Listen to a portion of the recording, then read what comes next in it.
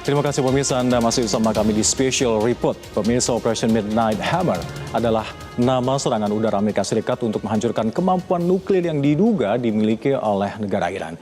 Presiden Trump bahkan mengerahkan 7 pesawat siluman B-2 yang mampu terbang secara non-stop dalam 37 jam untuk menjatuhkan 14 bom seberat 13 ton ke 3 titik instalasi nuklir di Iran, di Fordo, Natanz, dan juga Isfahan. Bom yang digunakan ini berjenis khusus yang mampu menembus bumi bahkan hingga kedalaman puluhan meter dalamnya dan juga sekaligus menghancurkan struktur beton tebal yang ada di bawah tanah.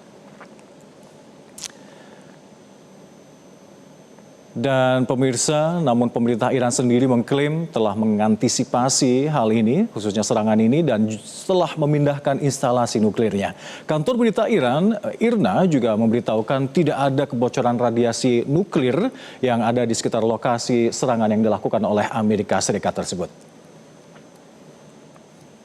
Bahkan Iran mengklaim sejalan dengan laporan CNN dan juga New York Times yang memberitakan bahwa kegagalan Donald Trump untuk menghancurkan kemampuan nuklir Iran ini berdasarkan bocoran laporan rahasia dari Defense Intelligence Agency. Namun, juru bicara Gedung Putih sendiri, Caroline Leavitt, membantah informasi ini. Bahkan Presiden Trump menyebutkan CNN dan juga New York Times ini sebagai fake media.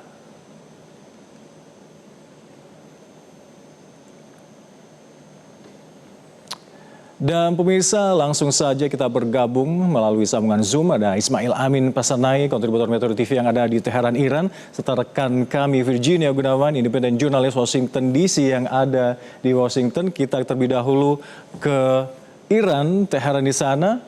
Mas, dari pantauan Anda di lokasi saat ini, apakah serangan Zionis Israel ini benar-benar sudah berhenti dan kehidupan warga sudah kembali normal? Artinya bendera merah yang berkibar di masjid di daerah Iran itu sudah tidak diperkibarkan lagi?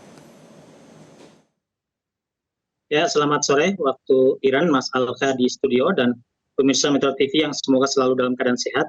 Sebagaimana yang kami sampaikan dari beberapa live report sebelumnya, bahwa mayoritas korban tewas dari serangan Israel itu berasal dari operasi teror yang dilakukan agen atau kolaborator Israel dari dalam wilayah Iran. Sementara serangan dari jet tempur dan drone dari wilayah Iran itu untuk memecah konsentrasi dan mengalihkan perhatian dari operasi yang lebih berbahaya. Sehingga meski terjadi penghentian agresi sementara, situasi tetap tidak dianggap aman sepenuhnya. Ledakan masih terjadi di Kermanshah, Irbiil, dan Dezful sampai tadi malam. Dan itu kebanyakan sebagai upaya terakhir para teroris ini yang posisinya semakin terjepit. Karena dengan penghentian agresi Israel dari luar, aparat keamanan bisa lebih fokus untuk memberangus agen-agen Israel yang berada di dalam. Pesan dari aparat keamanan masih beredar yang meminta kerjasama warga untuk melaporkan setiap aktivitas kecil apapun yang mencurigakan. Nomor layanan untuk dihubungi juga masih terus di-sharing melalui SMS maupun melalui pesan layanan di televisi. Namun secara umum, kondisi relatif membaik dan normal. Tadi juga salat Jumat terlaksana dengan kehadiran masyarakat secara luas dan aksi unjuk rasa digelar setelahnya.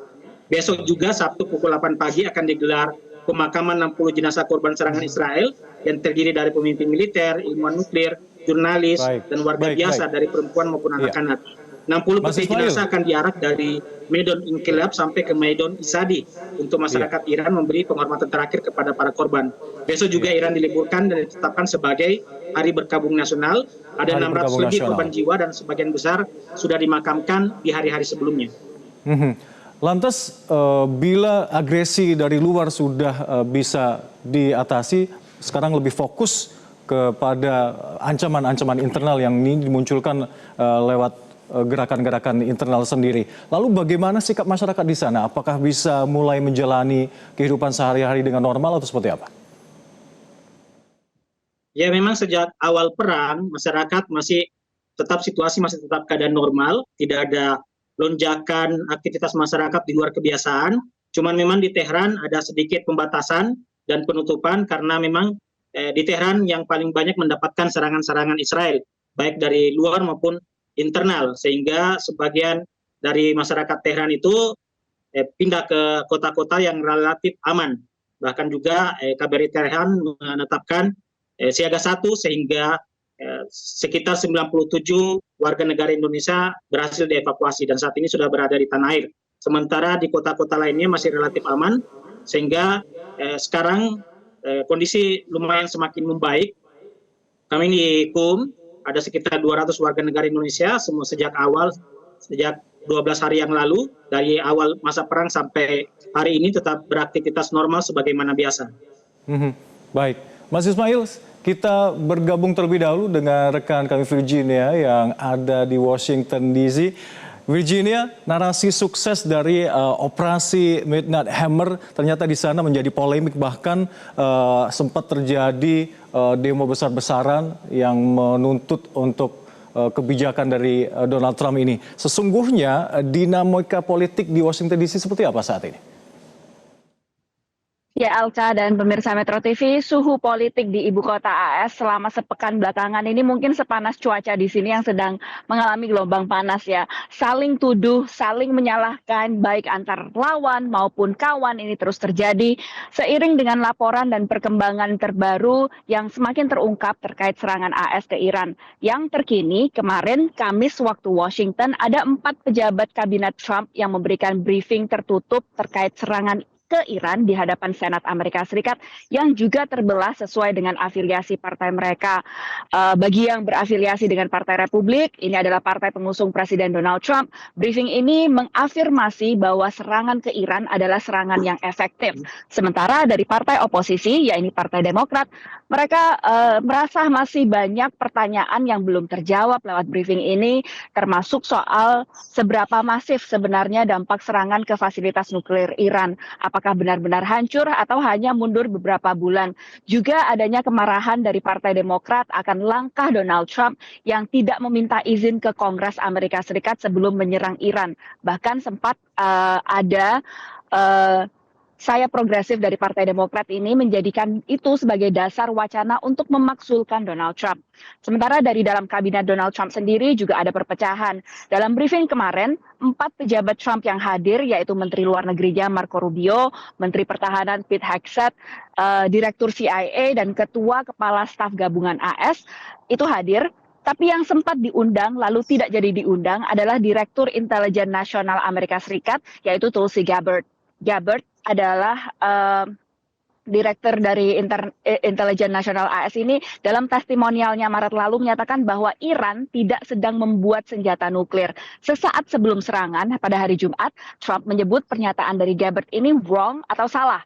Meski kemudian Gabbard mengklarifikasi pernyataan dan menyalahkan media yang mengutipnya tanpa konteks, namun Tulsi Gabbard yang selama ini kerap dituding oleh lawan politiknya sebagai aset Rusia, jadi salah satu anggota kabinet Trump dalam komunitas intelijen yang banyak disorot. Belum lagi juga adanya kebocoran laporan dari Defense Intelligence Agency atau Badan Intelijen Pemerintah Pertahanan yang menyatakan tingkat kerusakan serangan AS ini berkisar antara sedang hingga parah, berbeda dari klaim Donald Trump yang menyebut fasilitas nuklir kunci Iran ini obliterated atau telah dilenyapkan. Ada yang menyebut ini adalah masalah semantik ya atau pemilihan kata, namun bagi lawan politiknya penggunaan kata-kata yang digunakan oleh Presiden Trump di sini jadi masalah terutama dalam intervensi konflik Iran-Israel.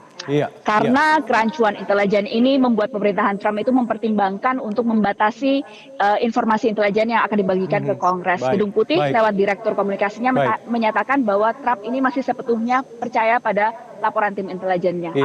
Virginia, terkait dengan cawe-cawenya Presiden Trump ini bisa digarisbawahi kembali, mayoritas publik di sana, bahkan eksekutif di sana juga akhirnya menentang dari keputusan cawe-cawe Trump ini. Ya, jejak pendapat terkini dari sejumlah organisasi berita itu menyatakan lebih banyak warga Amerika itu yang menolak serangan AS ke Iran dibandingkan yang mendukung. Utamanya karena ada kekhawatiran, itu hampir sekitar 79% warga Amerika khawatir adanya upaya serangan balik dari Iran ke warga sipil di Amerika. Ini ditujukan dalam polling yang dilakukan oleh Reuters 2 hari setelah serangan ke Iran. Sejumlah protes juga diadakan untuk mendesak pemerintahan Trump untuk tidak terlibat perang dengan Iran ataupun tidak ikut dalam upaya mengubah rezim di Iran. Sementara dukungan terhadap serangan yang dilakukan oleh Trump ini lebih banyak datang dari pendukung Partai Republik yang memang punya pandangan lebih keras terhadap Iran, juga sebagai dukungan kepada militer Amerika Serikat. Dalam polling Reuters, 1 dari 3 orang yang disurvei itu setuju dengan cara Trump menangani konflik Iran dan Israel, termasuk langkah militer, upaya negosiasi, tapi separuh lebih itu menyatakan tidak setuju. Separuh lebih responden warga Amerika Serikat ini menyatakan tidak setuju dengan cara Trump. Meski demikian, untuk meraba warga mood atau suasana hati warga Amerika Serikat terkait isu ini agak sulit, terutama karena terus ada perkembangan baru dan terutama juga adanya media sosial, sehingga membuat nuansa sosial di era globalisme membuat pandangan warga Amerika Serikat ini lebih mudah berpindah dari mendukung serangan ke Iran maupun tidak mendukung serangan tersebut. Baik. Virginia, terima kasih. Jelajahi cara baru mendapatkan informasi. Download Metro TV Extend sekarang.